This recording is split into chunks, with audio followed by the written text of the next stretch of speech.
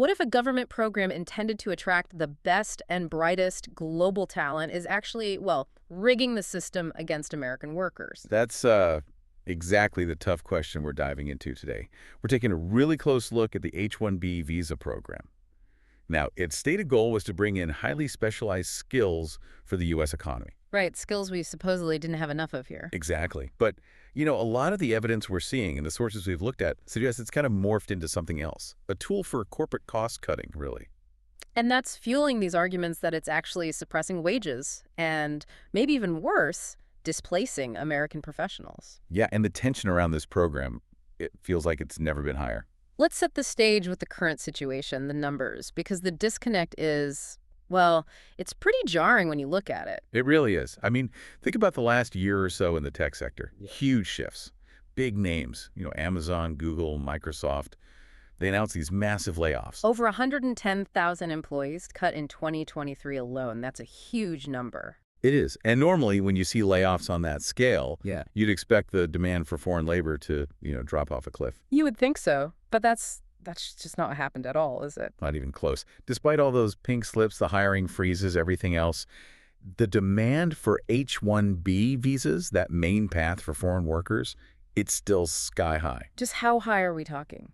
Okay, so for the fiscal year 2023 cap, there were a staggering 483,927 registrations. Wow, 480,000? Yeah, and to put that in perspective, that number is almost 5 times the number of visas actually available. So the simple question this raises is, well, it's obvious, isn't it? If companies are letting go of tens of thousands of skilled, experienced U.S. workers, why are they fighting tooth and nail at the exact same time for the right to hire nearly 500,000 foreign workers? That disconnect, that apparent contradiction, that's exactly what's driving these really aggressive political reform ideas we're seeing. Including things like proposals to hike the minimum required salary for these H-1B workers way up, maybe to $150,000. Right, and even looking back at past administration ideas, like that huge one-time $100,000 application fee proposed. So our mission today really is to unpack the system.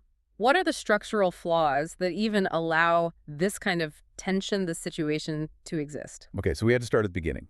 The original intent, the H-1B program, it was set up back in 1990. And the idea then was? The idea was specifically to supplement the U.S. workforce.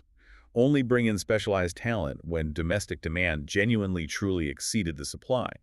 It was meant to be limited short-term. But as you said, critics argue it strayed way off course, so far off that it's, well, unrecognizable from that original goal. Yeah, exactly. You have figures like Florida Governor Ron DeSantis, for instance, who straight up called the H-1B program a scam. A scam. Strong words. His argument is that it's used primarily to import cheap foreign labor, specifically at the expense of American citizens. And there's some logic there if you follow the visa types. Well, yeah, if you look at how it's used. If companies were really genuinely focused on getting the absolute best and brightest, the top global talent, people with truly extraordinary ability. There's already a visa for that, isn't there? There is. It's called the O-1 visa. And that program doesn't have a cap. It's specifically for those exceptional individuals. So why mess with the H-1B then, with its caps and controversies? Well, the 2 big reasons emerge from the sources. First, the H-1B, even though it's technically temporary, often functions as a virtual immigrant visa. It has a relatively clear pathway to permanent residency. Okay, so it's a backdoor to a green card. In many cases, yes. But maybe more importantly, it ties the worker directly to the employer who sponsors them. Ah, okay. And that structural tie, that's where the issues really start. That seems to be the crux of it. Senator Eric Schmidt argues this system is just routinely exploited, used to replace U.S. workers with foreign employees who will work for less pay. So it flips the whole idea on its head. Instead of supplementing, it's supplanting. Precisely.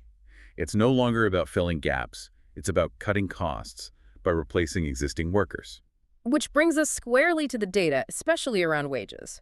Because if companies are saying, we need these visas for exceptional talent we can't find here, you'd expect them to be offering exceptional salaries, right? Top dollar for top talent. that would be the logical assumption. But the wage data, analyzing the sources we looked at, it tells a very different story. It looks much more like cost optimization than, genius hunting. So what did you find? You looked at the LCAs, right? The labor condition applications. Yes, the LCAs filed between 2020 and 2024.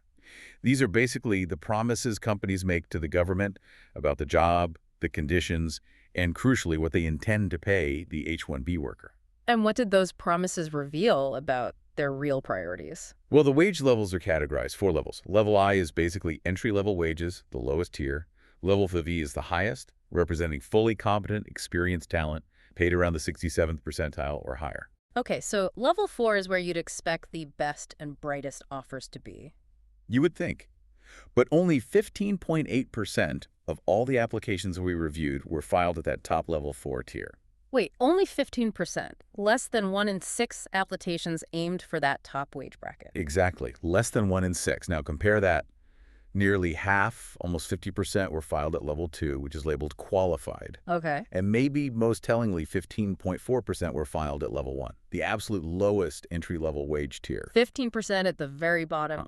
Well, it's genuinely hard to argue you're desperately seeking irreplaceable global experts when almost a sixth of your applications are aiming for the lowest possible pay scale allowed. It strongly suggests the main driver isn't unique skills, but access to, frankly, lower-cost labor.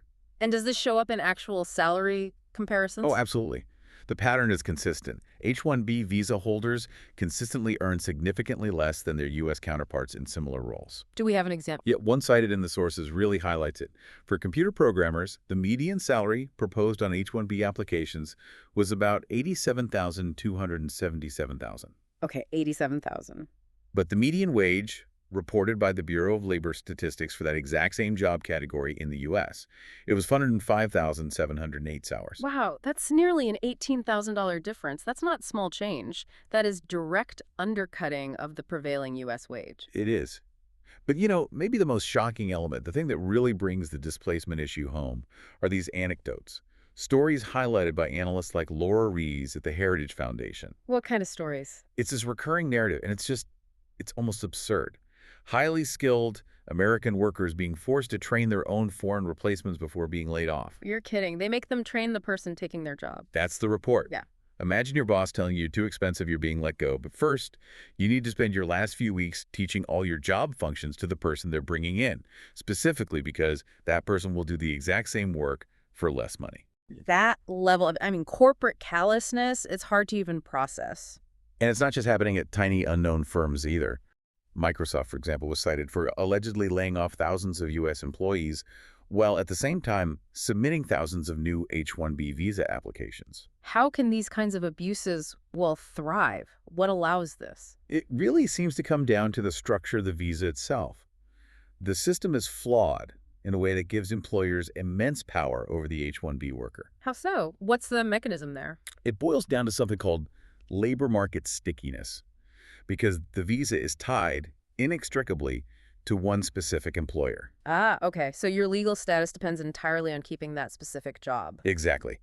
Governor DeSantis went so far as to call H-1B workers basically indentured servants because their ability to move, to change jobs, is so severely restricted. Let's unpack that. A U.S. citizen, if they feel underpaid or mistreated, they can look for a better job, right? They can negotiate, they can leave. Correct. They have mobility. But an H-1B worker, they can't just quit and find something better easily. Not easily at all. If they lose their job, they typically have a very short grace period, maybe 60 days, to find another employer willing to go through the whole sponsorship process for them, if they can't. They have to leave the country. Deportation. Right. Which could mean uprooting their entire family, everything they built here. So that lack of mobility, that fear, it creates a huge economic incentive for companies, doesn't it? An enormous one.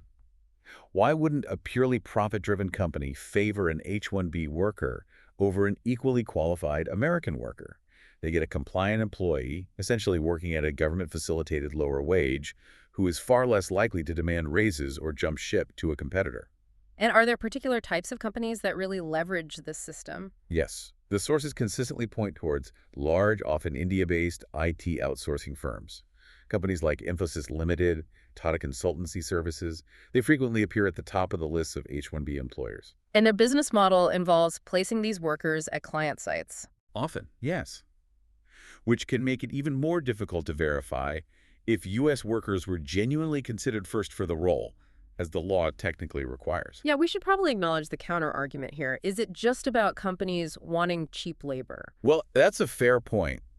Some analysts do argue that this heavy reliance on foreign labor isn't only because of corporate greed. They point fingers at the U.S. public education system, too. Saying it's failing. Failing to produce enough graduates in critical STEM fields, science, technology, engineering, math. Is there data on that? There is. The sources note that, for example, in 2020, U.S. universities awarded only about 53,000 bachelor's degrees in computer science. 53,000. That sounds low. It's significantly smaller than the number of computer science graduates produced in countries like India. So you could argue there is a genuine talent gap that needs filling. Okay, so a real need might exist. Absolutely. The need might be real. But the core structural problem, the critics argue, remains. Even if the U.S. isn't producing enough STEM grads yet, the current H-1B structure incentivizes filling that gap at the lowest possible cost. Which actively harms the American graduates who do enter those fields by driving down their starting salaries and competing with them using lower-paid visa holders. Exactly. It suppresses wages right from the entry level. So if the problem is fundamentally structural, the solution has to be structural too. What are the big reform ideas floating around? Okay, the most widely supported reform, certainly among the program's critics, is ditching the current random lottery system. The lottery that basically rewards just filing huge numbers of applications. Precisely, replacing it with a wage-based selection process. And how would that work, practically? It's pretty straightforward. Instead of a random draw, all the H-1B applications would be ranked purely by the salary being offered, from the highest wage down to the lowest. And visas would be awarded starting from the top of that list. Correct. You grant visas starting with the highest-paying jobs until the annual cap is reached. So that forces companies to actually compete on salary if they really want the talent. Exactly. It aligns the program, finally, with that stated goal of attracting truly high-skilled, high-value talent. And it removes the incentive for those big outsourcing firms to just flood the system with applications at the lowest wage levels, level 1 and level 2. And beyond changing the selection mechanism, lawmakers are also looking at just raising the price of entry, right? Like Senator Jim Banks's American Tech Workforce Act. Yeah, that's a big one. It proposes more than doubling the current minimum wage requirement for H-1B workers, jumping from the current $60,000 minimum. All the way up to $150,000. A minimum of $150,000. That's a significant jump. That, plus things like that previously proposed $100,000 one-time fee, it seems the goal is just to make it too expensive to misuse the visa. That's clearly the intent.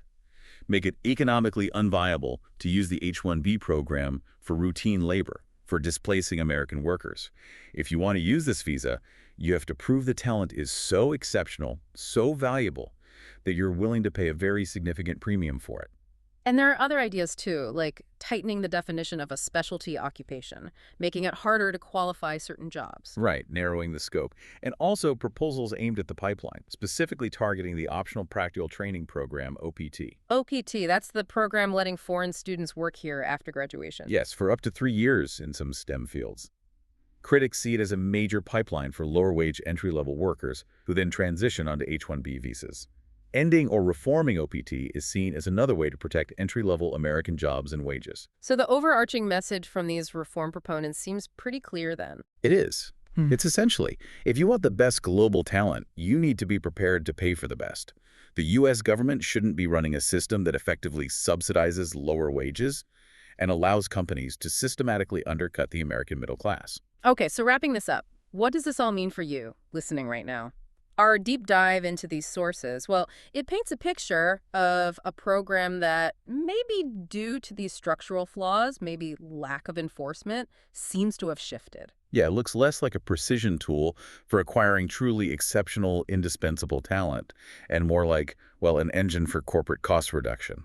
And the result, according to this perspective, is measurable wage suppression and actual displacement for skilled American professionals. So the core policy debate really boils down to priorities, doesn't it? Should the U.S. government keep a system that arguably rewards companies for exploiting loopholes and worker dependency? Or should it fundamentally restructure the program?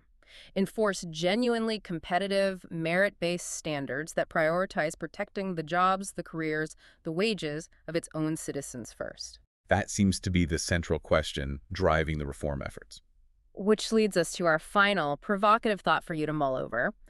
If companies threaten to pack up and move jobs overseas when they're denied access to cheap H-1B labor, does that really prove the U.S. workforce wasn't skilled enough? Or didn't have the capacity?